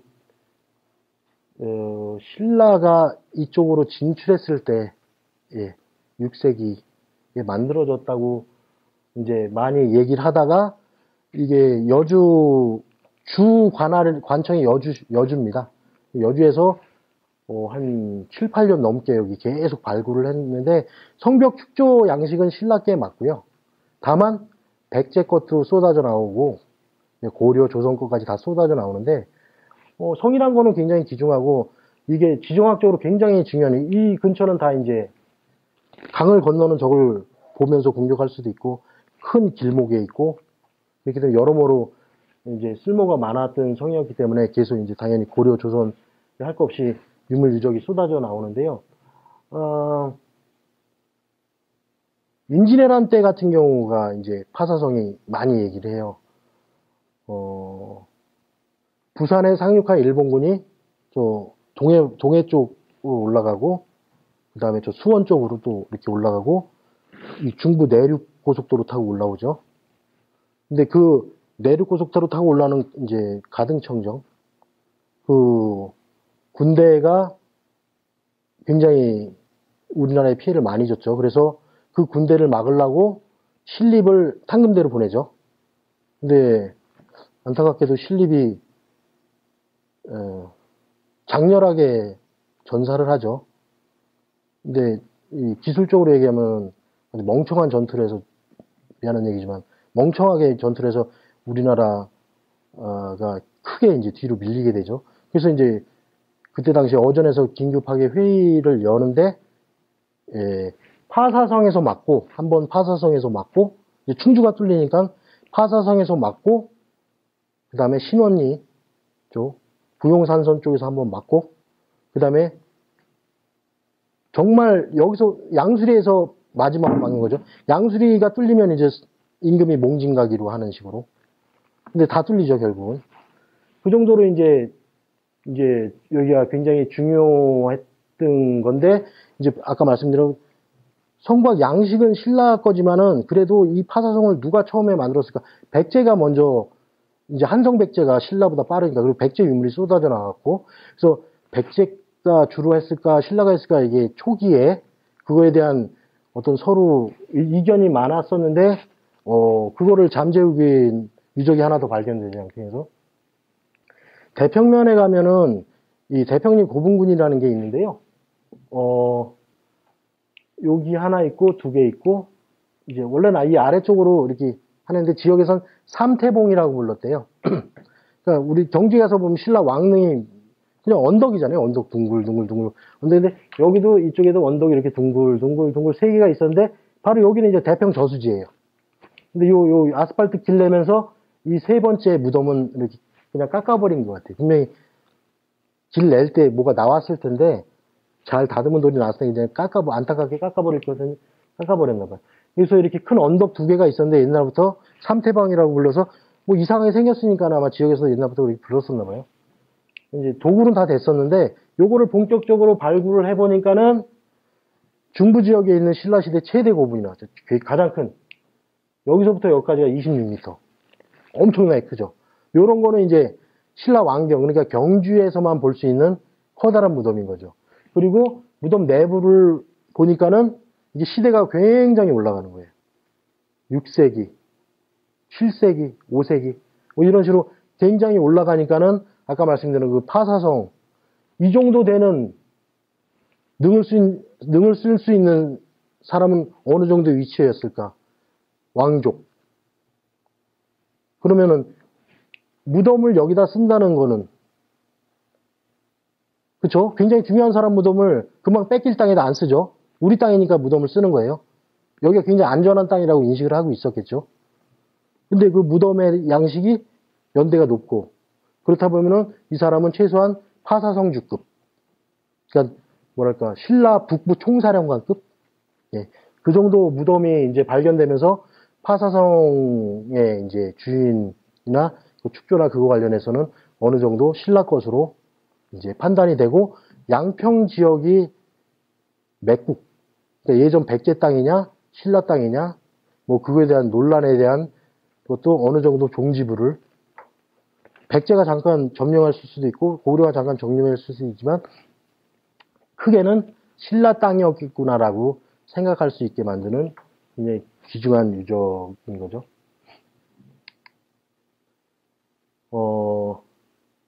조선시대로 가보면요.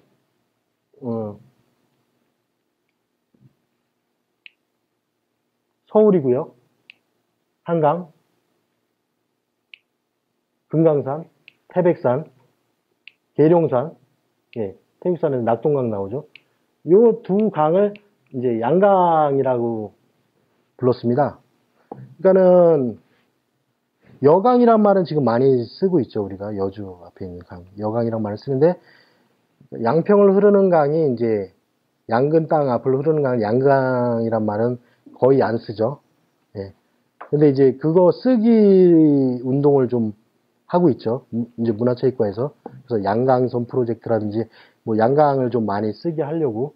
그래서 이제 자료를 찾다 보니까는 이런 식으로 전체를 크게 예, 양강이라고 표시된 것도 찾을 수가 있고 그렇죠. 그리고 서울에서 가깝기 때문에 조선시대에 중앙에서 무슨 일이 생겼을 때 빨리 돌아갈 수 있는 배후지 역할을 양평이 하게 되죠. 양평이 원래 고향이라고 말씀하시는 분들 보면은요, 지금 아무리 늦어봐야 몇몇 성씨를 빼놓고는 35대 이전, 22대 정도 이후, 아마 그럴 거예요. 이 양평이 들어온 지. 뭐, 청해박씨, 물론 몇몇 성이 있어요. 40세선 뭐, 이런. 근데 대체로 양평에 사는, 양평 사람이 하는 사람들은 이제 40 이전, 20 이후가 되는데, 그게 어떻게 되냐면, 조선 중기에 이제 붕당 정치가 활성화되고, 뭐, 살인파 등용 막 이런 거 할 때, 중앙 정치에서 실권을 하게 되면은 지방으로 잠깐 흩어지게 됩니다. 흩어지게 되는데 정치에 관심 있는 사람들은 양평처럼 가까운 데로 오고요. 정말 정치의 뜻을 버리고 멀리 가는 사람은 아주 멀리 갑니다. 남명조식 이런 사람은 저 남쪽으로 가버리고 그래서 학자들 키우고 뭐 이런 식으로 이제 양분되게 되는데 양평 같은 경우는 중앙 정치에 미련을 못 버린 사람들이 많이 와요. 그때 많이 입향을 하게 됩니다. 그래서 선조들이 그때 많이 생겨요. 그리고 그 사람들이 양평에 들어오면서 양평이 어떻게 변하게 되냐면 옛날엔 그냥 강이었고 옛날엔 그냥 연못이었고 옛날엔 그냥 바위였는데 이제 배운 사람들이 들어오면서 거기에 대해 다 이름을 하나씩 주기 시작해요. 그러니까는 자연환경 일반적인 공간이 인문학적 공간으로 이제 탈바꿈하게 되는 건데요. 문주지승이라는 것도 생기죠. 글을 짓고 술을 마시기에 참 좋은 경치. 요쪽에다가 배를 띄우고 이렇게 왔다 갔다 하면서 바라보는 용문산이 가이절경이라 그래서 요게 갈산입니다. 여기를 이제 문주지승이라고 이렇게 대표적으로 이름을 짓게 되는 거죠. 실제로 요 나룻개공원 쪽에서 강하고 용문산하고 이렇게 바라보면 굉장히 경치가 좋죠. 요렇게 이름 진 사람이 이제 양동에 있는 택당 이식 선생이 이제 정백창이라는 사람과 임수영이라는 사람과 셋이 양강의 사막사라고 하는 사람들이 그렇게 이름을 줘서 하죠. 그리고 실제로 요 세 사람은 광해군 때 사람인데 인조반정이 일어나면은 다시 중앙으로 가서 관직을 받아서 자기 뜻을 펼치게 되죠. 그리고 조선 후기로 가게 되면은 화서 이학로 선생에 대해서는 얘기 안 할 수가 없죠. 양평에서는.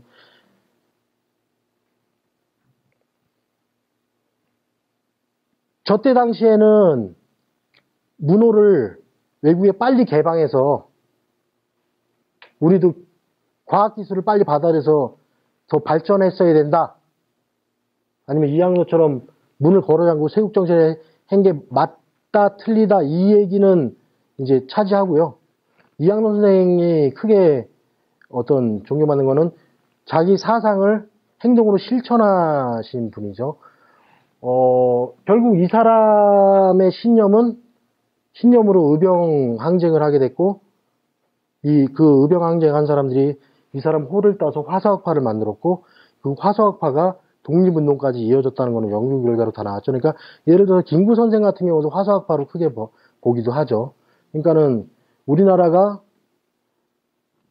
춘원 이광수가 얘기했다시피 우리나라가 정말 해방될지 몰랐다고 해방될 때 그렇게 얘기한 것처럼 이 사람의 신념이 없었으면은 어떻게 보면 그 무모한 독립운동을 못할 수도 있었죠. 그런 좋은 측면을 보자면은. 그러니까 이 사람은 굉장히 어느 정도로 대단한 사람이냐면 우리가 이 사람은 이학로로 알고 있어요. 이학로로 알고 있는데 이 분이 64세인가 65세까지 사셨는데요. 돌아가시기 5년 빼놓고는 이 사람은 일평생 이 광로로 사신 분이에요. 그러니까 과거 시험이건 뭐건 다 이 광로로 살다가 다 늙어서 환갑쯤에 돼서 왕족하고 이름이 비슷하다 그래서 이제 피휘라고 그러죠. 그걸 이름을 비슷하다 자기 이름을 바꿔요. 광자는 나 더 이상 쓸 수 없다. 난 이제부터 학로, 이학로로 할래.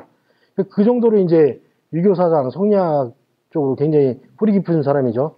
그거를 이제 일평생 실천을 했고, 어떻게 보자면은 이 사람은 이 사람 얘기할 때 극적인 장면을 얘기할 때 동부승지로 제수받았지만 안 갔다. 이거를 크게 얘기하는데 미안한 얘기지만 조선 후기 가면은 동부승지가 굉장히 높은 거예요. 도승지. 그러니까 승지계주가 있는데 승지 중에 왕을 도자가 붙으면은 옛날에는 왕이 우두머리죠. 도승지. 동부승지는 전통적으로 이제 세자의 공부를 담당하는 사람인 건데 굉장히 높은 자리인데 그거를 마다했다고 그러는데 조선 후기에서 막 무너질 때 되면 승지가 너무 많아요. 너무 많아서 거의 허울밖에, 이름밖에 없는 그런 승지가 많은데, 어쨌거나 저쨌거나 그 승지라는 게 뭐 높긴 높지만은 그거를 마다했다 뭐 이거에서 이 사람을 크게 보는데, 저는 그렇게 보지 않고 이름자 바꾼 거, 평생을 써온 이름자를 왕의 이름하고 꼭 걸리는 것도 아니고 왕족 때문에 이름을 바꿨다는 거는 이 사람 신념이 어느 정도인지 보여주는, 저는 그 예가 더 대단하고 생각하는데, 결국은 일평생 그렇게 해갖고 이 사람 아들, 이 사람 제자들이 화서학파를 만들어서 안중근도 화서학파 쪽에서는 자기네 학파라고 아니라고 이런 논란이 될 정도로 굉장히 큰 거대한 어떤 정신적인 세력을 만들고 조선 말기에 요 노무니 쪽은 우리나라에서 가장 큰 대학이 있었다고 봐도 무방할 정도로 학자들이 구름같이 몰려 있죠. 그게 연결되는 게 이제 의병의 모습이죠. 요거는 아까 말씀드린 미스터 선샤인에 나왔던 그 장면인데 너무 유명하죠. 교과서에 나오는 뭐 이렇게 말씀드려도 되겠지만 그 의병 사진 보면은 대부분 다 일본 놈들한테 두드려 맞아갖고 이렇게 묶여있는 사진이 대부분인데, 이거 포즈 제대로 취한 사진은 거의 이거 하나 유일하기 때문에 교과서에 실려있는 사진이고, 요 사진은 양평에서 찍은 게 확실하죠. 요 맥켄지가 쓴 대한제국의 비극 보면은 맥켄지가 충주 쪽으로 의병을 찾으러 갔다가 못 찾아요. 그래서 배 타고 내려오다가 우리 현재 양평 양근리에서 하루 자고 점심은 양수리 가서 먹기로 하고 이제 의병 찾는 걸 포기하고 내려가다가 9시에 출발해서 10시쯤 만나죠. 그래서 이 사람들을 만나서 포즈를 취하게 하고 이제 사진을 찍는데, 그때 대화가 다 기록돼 있어요. 그 미스터 선샤인하고 비슷하면서 좀 다른 점이 뭐냐면, 사진 찍어주는 대가를 이 사람들이 분명히 요구했는데, 그게 뭐냐면, 우린 돈도 있고 그렇지만은 왕래가 자유롭지 않아서 무기를 구할 수가 없다. 사진을 찍어줄 테니까, 그리고 우리가 돈을 줄 테니까 네가 무기를 구해달라. 그 조건으로 이제 사진을 찍어주고 굉장히 귀중한 사진으로 남아 있게 되죠. 그다음에 현대에 와서는 지평리 전투하고 용문산 전투를 얘기할 수 있죠. 지평리 전투를 보통 어떻게 얘기할까요? 뭐 10대 2대 포위망을 뚫고 진짜 이긴 전투? 그렇게 얘기하기도 하고, 중과부적 열세를 딛고 이겼다고 하기도 하고, 그죠? 그렇게 많이 보통 얘기를 하는데, 그거 뭐, 돌아가신 분들을 위해서, 그리고 뭐 더 드라마틱하면은 그렇게 얘기할 수도 있는데, 이제, 지평리 전투 같은 경우는 외국에서 하는 얘기랑은 좀 달라요. 우리 바라보는 게. 이제 특히 미국 같은 경우, 이제 프론티어 정신에서 보면 뭐냐면, 철저하게 계산된 전투였고, 그 계산대로 이긴 전투라고 이제 미국에서는 보는데, 그래서 지평리 전투를 얘기할 때 중공군하고 싸워서 이긴 첫 번째 전투가 아니라 중공군하고 싸워서 이긴 첫 번째, 전술적으로 이긴 첫 번째 전투라고 얘기하는 게 가장 정확할 것 같아요. 이 당시 이제 전쟁이 날 때 보면은 요게 철도고요. 요게 이제 요쪽이 근월고개 쪽. 요게 옛날 비행장이 있었죠. 이제 면사무소는 이쪽에 있고. 옛날 모습은 좀 다르네.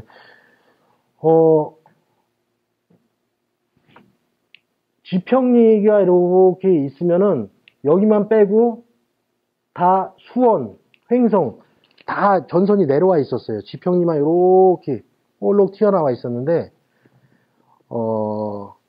유엔군 쪽에서 이포 쪽에다가 포대를 잔뜩 배치해 놓고 요것만 볼록 튀어나게 나와서 중공군을 꼬드겼고, 중공군이 그 꼬드기 미끼를 물어서 그거를 3일 동안, 우리 쪽 얘기로는 25,000명의 사상자를 만들어냈다라고, 그러니까 그 당시 중공 쪽으로는 3일 동안 3,500명이 죽었다고 하는 그런 전투죠.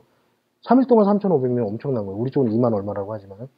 근데 초인적인 힘으로 이긴 게 아니고 철저하게 전술적으로 이겼는데 그 중화인민공화국 건국사를 보면은 그 당시에 이 전투에 대해서 그 모택동하고 팽덕회가 하는 얘기야. 팽덕회가 이제 총사령관이고 모택동이 이제 본국에서 어떻게 보면 지원하는 거였는데 대화가 나오는데 어떤 대화가 나냐면 팽덕회 너는 그렇게 전투가 많은데 이 속임수를 못 알아봤냐.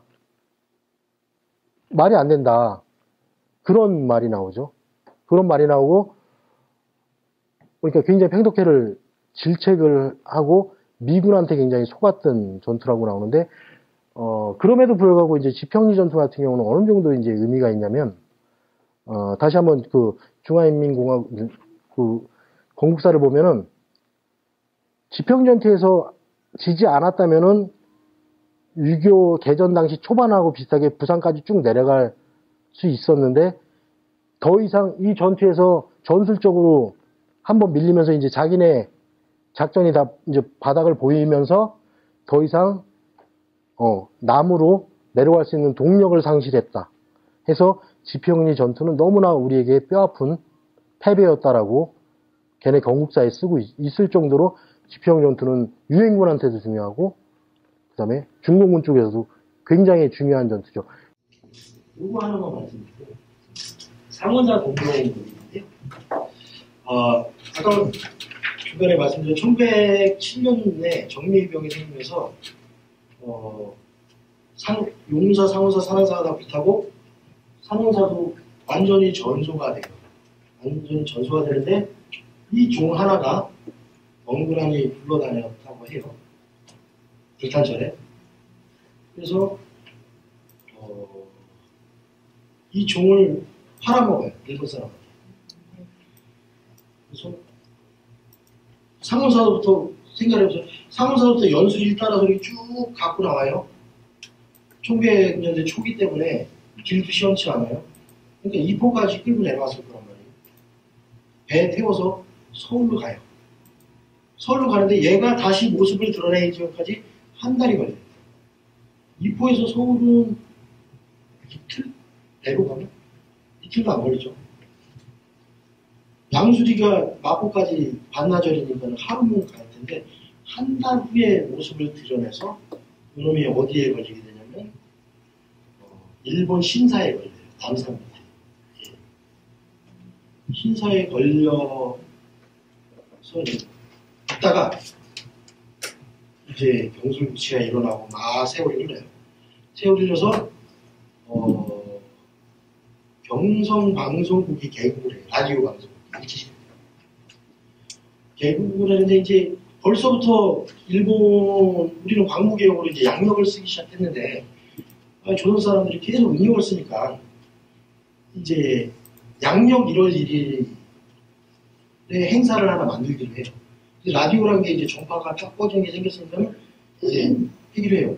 그래서 만들어낸 게 제야의종 타종 행사를 그때 처음 만듭니다. 일본 애들이 만든 거예요. 뭐 조선시대 때도 뭐 도시락을 쳤다 그랬는데 그래서 제야의종 타종을 만들어요. 그랬고 처음에는 이제 꾀꼬리로 했대요. 꾀꼬리가 깨끗깨끗하면 새가 밝았으면 이제 구정 구만지내고 신정지내서 했는데 꾀꼬리가 뭐 마음대로 울어요. 때릴 수도 없고. 그러면 종을 치자. 그래서 이놈을 가져다가 이제 종을 쳐요. 방송이 떠나갔겠죠. 큰 소리로. 이렇게 종을 치고 오래된 뽑을 내니까 이제 이놈을 국보로 지정을 합니다. 국보로 지정해서 해방이 되니까 우리나라의 국보 체계는 일본의 보물을 그대로 받은 거예요. 그러니까 일제시대 때는 우리나라 물건은 국보가 없고 다 보물이거든요. 네. 그러면서 해방되고 나서 이제 국보가 되는 거예요. 근데 1960년대에 문화재위원회에서 이놈이 국보에서 해제가 돼요. 해제 사유는 우리나라 종은 다 이렇게 배가 부룩하게 이렇게 둥글둥글하게 이렇게 생겼는데 이놈은 이렇게 종처럼 생겼는데 일본 가보시면 일본 옛날 종 딱 이렇게 생겼어요. 딱 이렇게 생겼어요. 파이프처럼. 근데 이게 뭐가, 그러면서 문화재 해제하면서 어떻게 했냐면, 얘가 상원사에 내려와서 서울 가는 동안 한 달인데, 그 사이에 바꿔치기 됐다고 그랬어요. 그렇게 주장을 했어요. 왜냐면 뭐가 다르냐면, 이게, 그 당시에는, 뭐냐면, 중국에서 종이 만들어져서, 우리나라로 왔다가, 일본으로 가는 게 일반적인 생각인데, 이 종이 우리나라 종이잖아요? 그러면 중국 종이 바다를 건너서 일본 갔다가 우리나라로 온 게 돼요. 상온사가 그만큼 연도가 올라가기 때문에. 이게 종 초기가 됩니다. 그래서 이거는 가짜다. 그래서 문화재에서 해제가 되면서 얘가 자취를 감춰요. 어디 저로 이제 구석에 박혀 있는 거예요. 그러다가 1911년? 아니, 2011년에 조용히 양평, 여기 상원사에서 찍은 거예요. 100년 전에 나갔다가 이렇게 들어올 때는 들어왔는데, 여기서 또 하나 반전이 일어나는 거예요. 얘 연대 측정을 했더니, 1000년이 넘었어요. 얘는 진짜예요. 그러니까, 가짜가 아닌 거예요. 그래서 일본에서는 다시 얘가 또 진짜 얘기하는 거죠. 그래서 지금 이게 바꿔치기를 했냐, 위장은 아닌 게 분명하니까 바꿔치기를 했냐 아니냐 하고 지금 아직도 논란이 되는 거죠. 우리나라 쪽에서도, 그러니까 조계종 쪽에서는 이게 우리나라 종이 맞다고 얘기를 하고 싶은데도 그것 때문에 얘기를 강력하게 얘기를 못하는 거고, 또 우리나라 미술사 쪽에서는 이게 바꿔치기한 경로를 못 밝히면은 얘 연대는 옛날 게 맞으니까 좀 이러지도 못하고 저러지도 못하고 이러면서. 근데 그걸 다 떠나서 우리 양평한테는 이게 나갈 때 증언한 노인네들 말이 있어요. 열심히한테 이종이 아니라는 거죠. 아까 송독대가 신종 이런 것처럼 넓었다는 거죠. 이놈처럼 되게 작다. 뭐 여러 가지로 봤을 때 위장이냐 아니냐 아직도 문제가 되고 있는 거죠. 근데 상호사 하시면 보실 수 있으면 한번 가셔서 한번 보시면은 양평 지역이 우리나라 중앙한테 가했던 조선시대, 지금 팔당 때문에 당했던 일제시대 때 중앙공의 근거지에서 당했던, 그게 아마 이 문화재 하나로 아마 이 양평을 좀 불쌍하다고 한다면 그런 상황을 아마 이 문화재를 같이 하고 있는 그런 문화재입니다. 그래서 마지막으로 말씀드렸습니다.